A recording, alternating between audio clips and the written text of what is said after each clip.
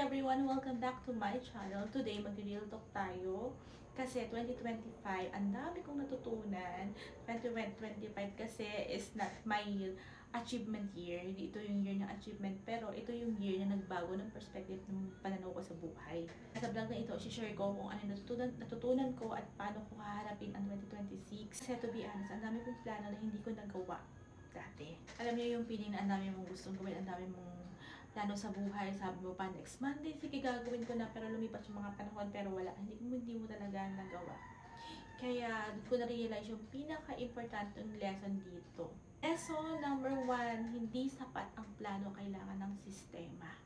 Kasi yung plano, ang dali lang sabihin yan.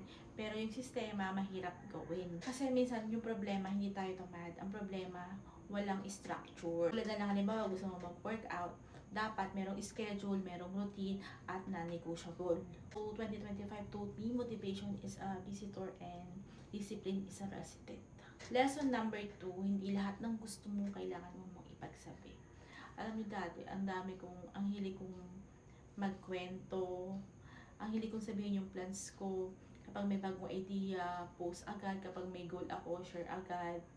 Kaya napansin ko pa, kapag maraming mas nakakaalam, minsan, mas nape-pressure ako. Minsan, nauubos yung energy ko sa pagkukwento pa lang. Kaya in 2026, I'm choosing to be quiet. Hindi dahil meron akong itinatago, at kundi dahil gusto kong ipakita na lang yung result. So, no more kwento. So, number 3, ang growth minsan hindi loud. Minsan boring. Bakit? Kasi, dati gusto ko dramatic, yung glow up, yung big transformation. Pero ngayon, na-realize ko yung tunay na pagbabago, boring. Ulit, gigising ka, papalakpak, wala kang audience, pero doon ka gagaling.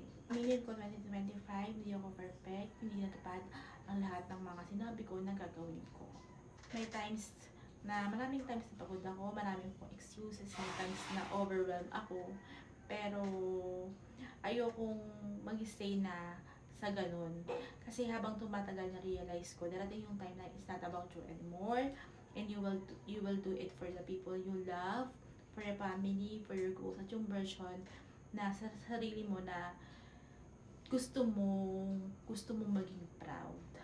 2026, my goal is to become a silent era.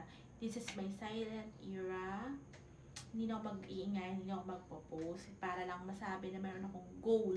26, babawasan ko yung mga sinasabi ko, mas nadagdagan ko na lang yung gawa. And kung may plans, gagawin ko na lang kahit small step. Consistency over intensity. I will stop waiting to be ready kasi alam nyo, yung ready, hindi yan feeling. Ready is a decision. So, ito yung rules ko sa 2026. Routine is life, number 1. And number 2, protect my peace. Number 3, less talk, more work.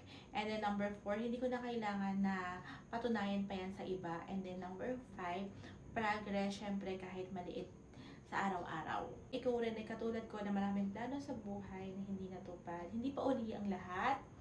Hindi ka failure at hindi ka napag-iwanan. Minsan talaga delay lang, minsan lesson muna bago yung success. Kung yung 2025 was your breaking year, 2026 will be your building year. This year, hindi tayo puro salita, gagawin na lang natin. Kaya kung nakarelate ka, comment mo naman, 2026 is my building year para sabay-sabay tayo. Get to like and subscribe. Thank you so much. See you on my next vlog. This is Michelle saying every day and thanks for bye for now.